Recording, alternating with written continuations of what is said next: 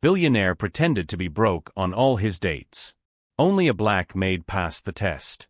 Raphael's hand trembled as he held his phone. The message was direct, no beating around the bush. Sorry, but it's not going to work. You're nice, but I need someone with more financial stability. Financial stability. He almost laughed.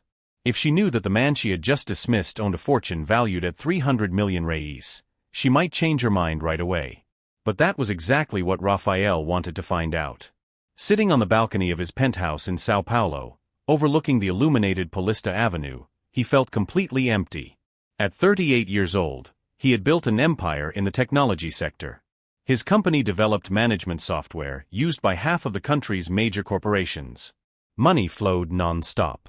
Business opportunities appeared every day. But his heart? His heart was dry like a desert. For the past 5 years, Raphael had lived through a painful cycle that repeated itself like a curse. He met a woman, became enchanted, revealed who he was, and everything changed. The sparkle in their eyes stopped being affection and turned into calculation. Conversations about dreams and plans became discussions about investments and international trips. Genuine affection turned into strategic interest. The last one had been the final straw.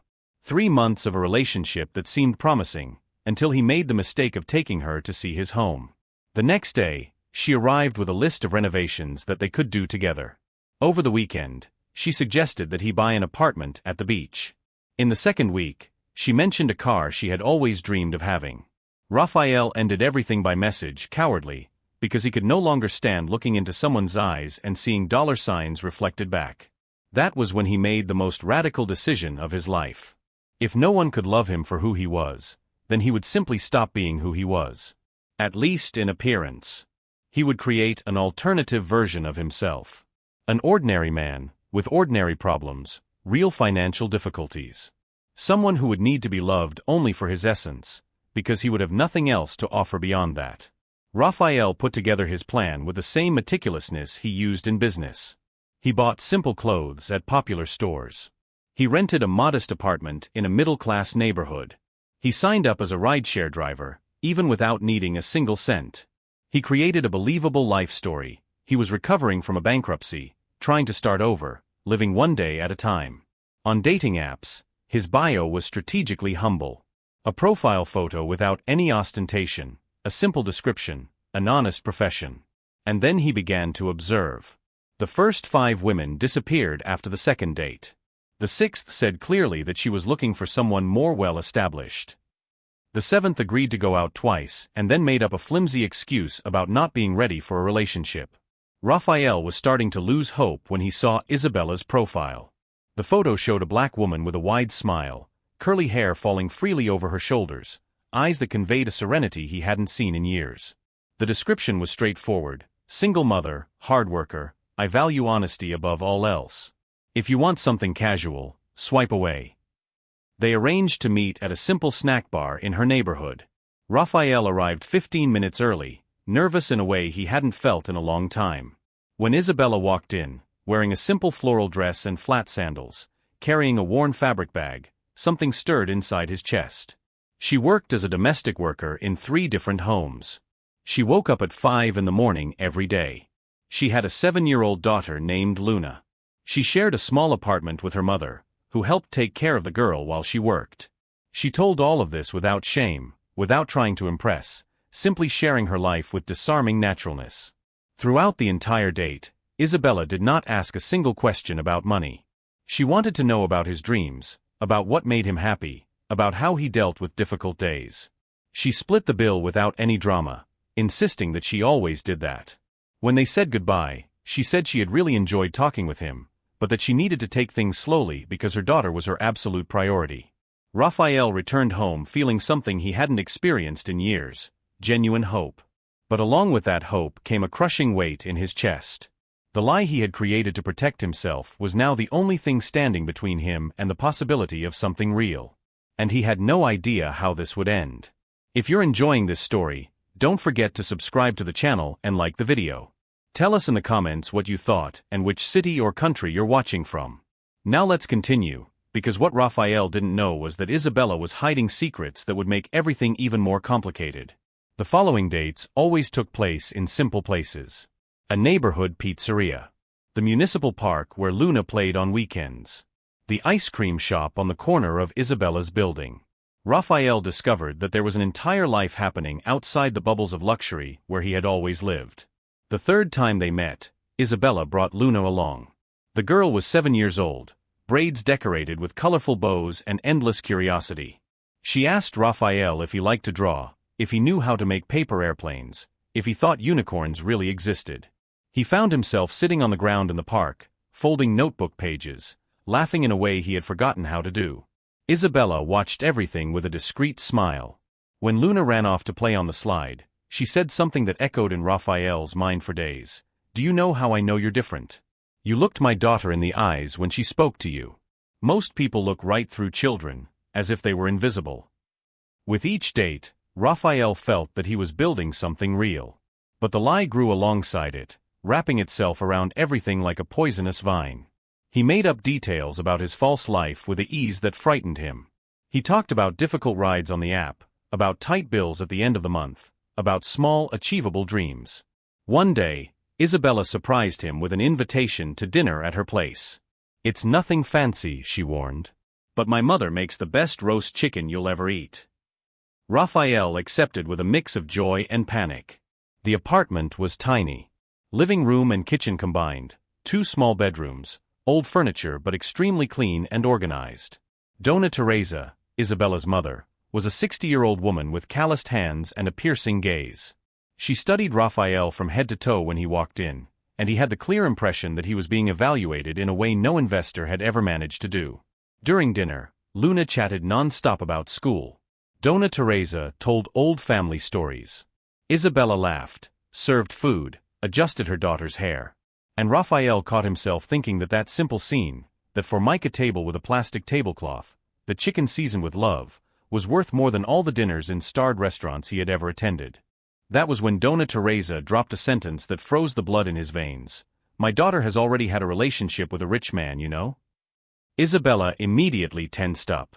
"Mom, you don't need to." But Donna Teresa continued, relentless.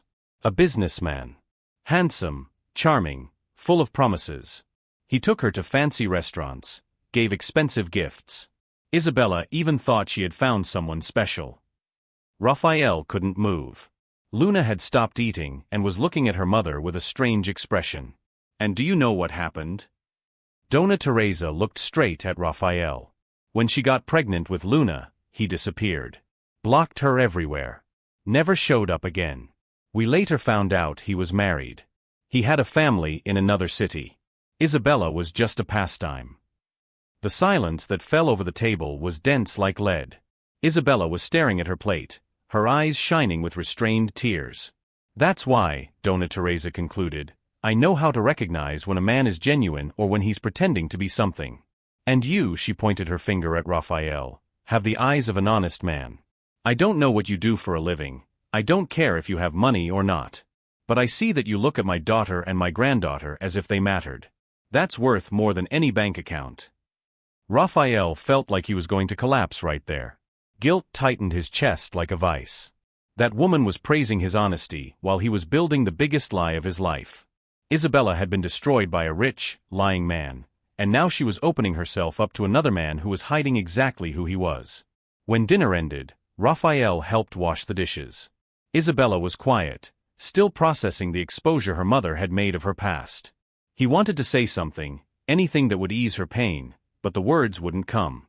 "I'm sorry about that," she finally said, drying her hands on a dish towel. "My mother sometimes has no filter." "You don't need to apologize," Raphael replied, and it was true. "I understand why she's protective of you." Isabella looked at him with those deep eyes. "You know what I learned from all that? That money doesn't define character.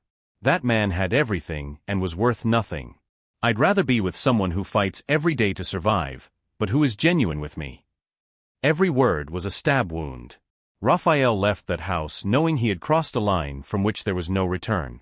Isabella wasn't just falling in love with him. She was placing her trust in him, after having been brutally betrayed. And he was doing exactly what the previous man had done, lying about who he really was. The difference was that this time, he was starting to truly love her. And that made everything infinitely worse. Raphael began to live two completely separate lives. During the day, he was the relentless CEO who closed million-dollar contracts and led meetings with international investors. At night and on weekends, he was the rideshare driver struggling to pay the bills, sharing homemade meals with Isabella on a park bench, helping Luna with her homework at the kitchen table. The lie was consuming him from the inside. He woke up in the middle of the night sweating cold, imagining Isabella's expression when she found out everything. Because she would find out. It wasn't a question of if, but when. And the more time passed, the more devastating the revelation would be. 2 months after their first date, on a Saturday morning, Raphael took Isabella and Luna out for ice cream. The girl chose 3 scoops of different flavors and ended up with her whole face smeared with chocolate. Isabella laughed, taking pictures with her old phone that froze every 2 minutes. That was when Luna looked at Raphael and asked, with the brutal honesty of children, "Are you going to be my dad?" Isabella turned red. "Luna, we already talked about this." But Raphael crouched down to the girl's height. His heart was beating so hard he was sure they could hear it. "I would really like that," he said, and it was the purest truth he had spoken in months. "If your mother allows it." Isabella's eyes filled with tears. There in that cheap ice cream shop in a popular mall, with the noise of children running around and the smell of fresh cones, Raphael felt something he had never felt before. It wasn't burning passion. It wasn't physical attraction. It was belonging. It was the feeling of finally being home. That night, after dropping Isabella and Luna off at home, Raphael made a decision. He was going to tell the truth. He could no longer live like this, building a real relationship on a false foundation. He would schedule a special dinner, take her to a neutral place, tell her everything from the beginning. He would explain the trauma of previous relationships, the fear of being used, the desperation that led him to create that charade. He picked up his phone with trembling hands, ready to send the message inviting her to talk. That was when the phone rang. It was Isabella. She never called, she always sent messages. He answered immediately. "Raphael." Her voice sounded strange, choked. "Can you come here? Please. It's urgent." His heart dropped. "What happened? Is Luna okay? Just come, please." Raphael crossed the city in 15 minutes, driving his imported car that he had never taken to that neighborhood, not caring about speed cameras or traffic lights. When he arrived, Isabella was sitting on the building steps, holding her mother. Red eyes, face soaked with tears. He ran to her. "What happened? Tell me." "I lost my job," she whispered. "The house where I've worked for 5 years. The boss found out her husband was diverting money from the company and accused everyone who worked there of being complicit. She fired me without notice, without anything. She said she's not even going to pay me for the month I worked." Donna Teresa squeezed her daughter's hand. "She still has the other 2 jobs, but this one was the main one. It paid almost half of our bills." Raphael felt anger rise like lava. He knew cases like that. Unscrupulous businesspeople who used employees as scapegoats. He knew exactly the kind of people who did that. And he also knew that he had the power to destroy that entire family with 3 phone calls. But he was not Rafael Montenegro, owner of a technology company, at that moment. He was Raphael, the rideshare driver. The man who could barely pay his own bills. "How much do you need?" he asked, mentally calculating how much he could offer without raising suspicion. "No." Isabella wiped her face with her hands. "I won't accept your money. You're already rebuilding yourself. I won't make your situation worse." "Isabella." I said no. She stood up, and for the first time since they had met, there was hardness in her voice. "I've always handled things on my own. I'll find another job. I'll manage somehow. I always do." Raphael wanted to scream. He wanted to say that he had the equivalent of 10 years of her salary sitting unused in his checking account. That he could not only help her but destroy the family that had unfairly fired her. That she would never have to worry about money again if she stayed with him. But he couldn't say any of that. Because he had chosen to be poor. He had chosen to be powerless. He had built that prison with his own hands. "Let me at least stay with you tonight," he asked. Isabella nodded, too exhausted to argue. They went up to the apartment. Luna was already asleep. Raphael stayed in the living room while Isabella lay down beside her daughter, holding her, trying to find comfort in the small warmth of that body. Donna Teresa prepared some tea and sat beside him. "She's strong," the older woman said. "But everyone has a limit. I don't know how much longer she can carry the world on her back alone." Raphael looked toward the bedroom door, where the woman he loved was suffering in silence. And he knew the truth could no longer wait. Not for him, but for her. Tomorrow, he would tell everything. And he would pray that the love they had built was strong enough to survive. Raphael did not sleep that night. He sat on the old couch in the living room, staring at the cracked ceiling, listening to the sounds of the building. Pipes creaking. Neighbors arguing. The real world, raw and unfiltered, that he had ignored his entire life from inside his glass towers. When the sun began to rise, he had already made all his decisions. He picked up his phone and made a call to his personal lawyer. Then another to the company's legal director. He explained Isabella's situation, gave the name of the family that had unjustly fired her. He asked them to investigate everything and take the appropriate legal measures. But to do it anonymously, without mentioning his name. At 7 in the morning, Isabella came out of the bedroom. Her eyes were still swollen, but her face was determined. She had that incredible ability to rise again, no matter how many times life knocked her down. "Good morning," she said, surprised to see him still there. "You stayed all night?" "We need to talk," Raphael replied, and the tone of his voice made her stop in the middle of the room. "Are you breaking up with me?" The question came out in a thin voice, and he saw fear in her eyes. The fear of another loss, another disappointment. "No. Never." He stood up and went to her. "But I need to tell you something. And you're going to hate me afterward." Isabella slowly sat down on the kitchen chair, her hands trembling. "Say it." And then Raphael began. He told her about the empire he had built, about the technology company, about the 300 million in assets, about the women who only wanted his money, about the desperate decision to pretend to be poor to find true love. With every word, he saw Isabella's expression change. Confusion, disbelief, understanding, anger, pain. When he finished, the silence was deafening. Isabella stared at her own hands, breathing deeply, trying to process everything. Tears ran down her face, but she made no sound. "Say something," Raphael begged. "Yell at me. Insult me. Anything."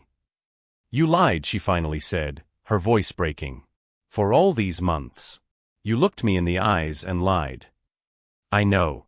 And I have no excuse. I told you about Luna's father. About how he destroyed me with lies. And you did the same thing." She raised her eyes, and the look in them was filled with a pain that cut deeper than any knife. "You knew how much that hurt me. And even so you chose to deceive me. Isabella, please. Get out of my house." Her voice was firm now. Cold. "Get out of my house and don't ever come back." Raphael felt the ground collapse beneath his feet. "I love you. I love you and Luna. That was never a lie." "Love doesn't exist without truth," she replied, standing up. "And you took away my right to choose. You made me believe I was in a relationship with an honest man, when in fact I was being tested like merchandise. As if my feelings were an experiment." Every word was true. Every accusation was fair. Raphael had no defense. "The worst part," Isabella continued, and now the tears were falling freely, "is that I truly fell in love. For the first time since Luna was born, I opened my heart. I let you into my daughter's life. And everything was fake." "My feelings were never fake," he tried. "But who you were was," she shouted, and for the first time she lost control. "I don't know you. I don't know who Rafael Montenegro, the billionaire, is. I only know the character you invented to test me. And that man doesn't exist." Donna Teresa appeared in the bedroom doorway, awakened by the shouting. She saw the scene and immediately understood. She walked up to Raphael with an expression that mixed disappointment and anger. "I said yesterday that you had the eyes of an honest man," she spoke softly, dangerously calm. "I was wrong. You're just like all the other rich people who step on people like us and then go to sleep in peace."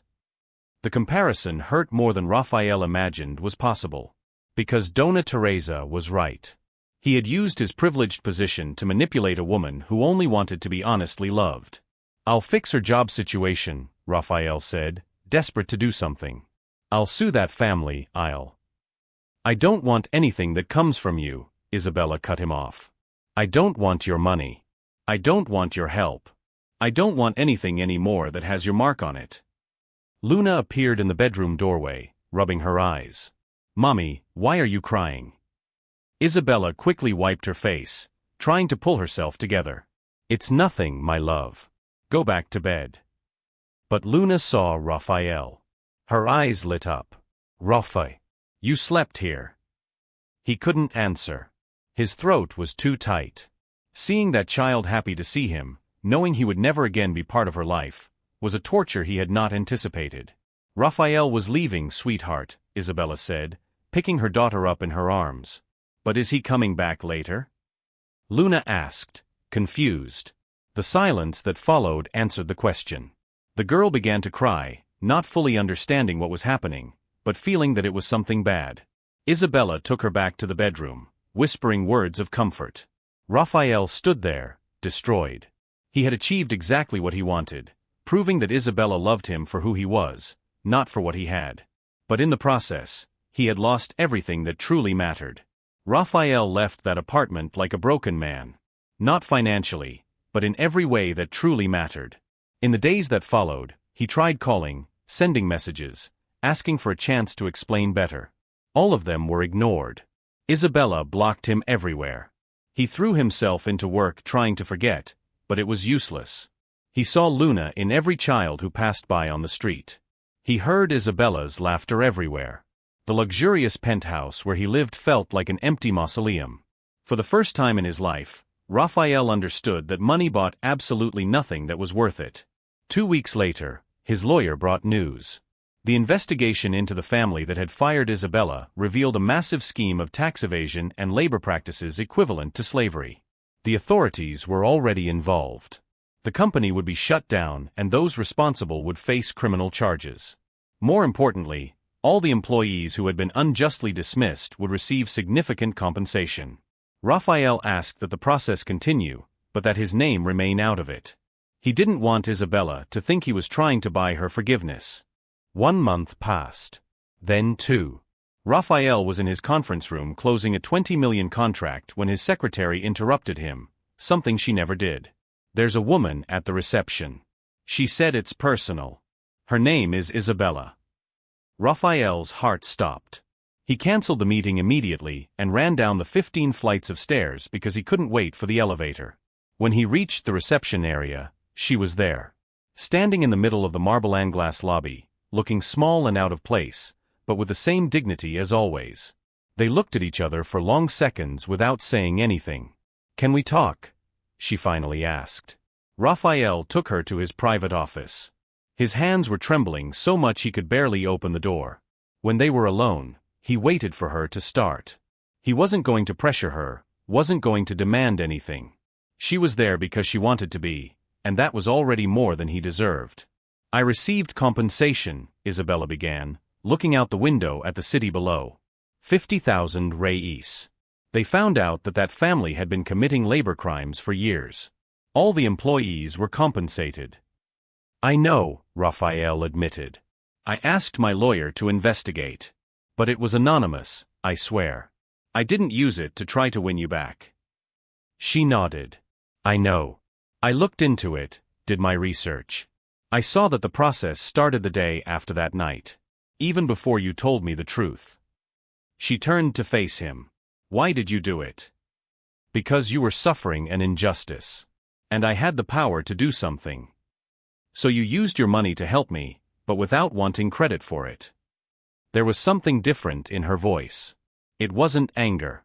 It was confusion. "You are a walking contradiction, Raphael." He took a step forward. "I know I ruined everything.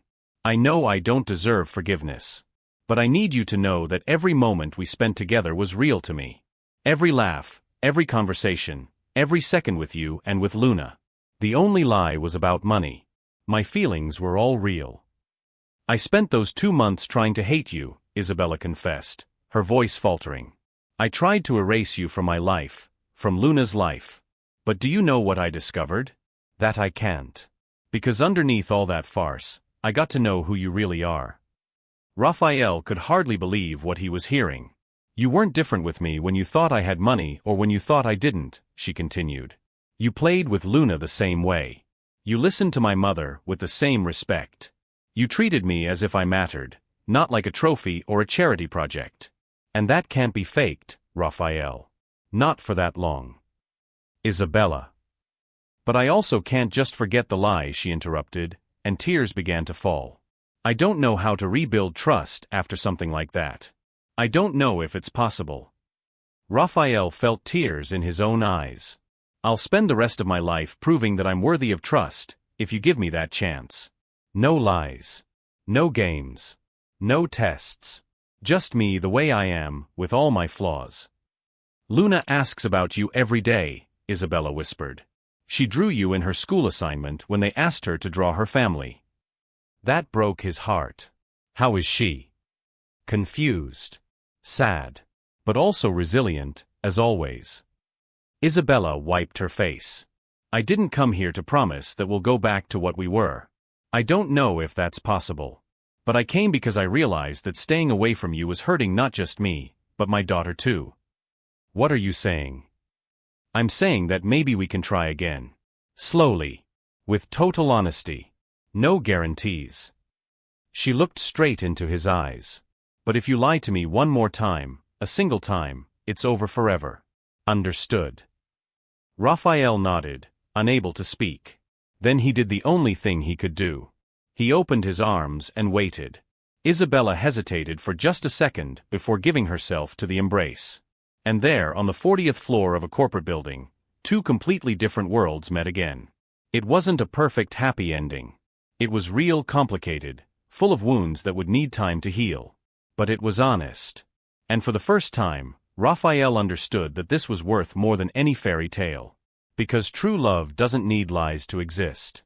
It needs courage to be vulnerable, humility to admit mistakes, and patience to rebuild what was broken. If you liked this story, subscribe to the channel and leave your like. Tell us in the comments what you thought and which city or country you're watching from. And remember, the truth is always worth more than any fantasy, no matter how perfect it may seem.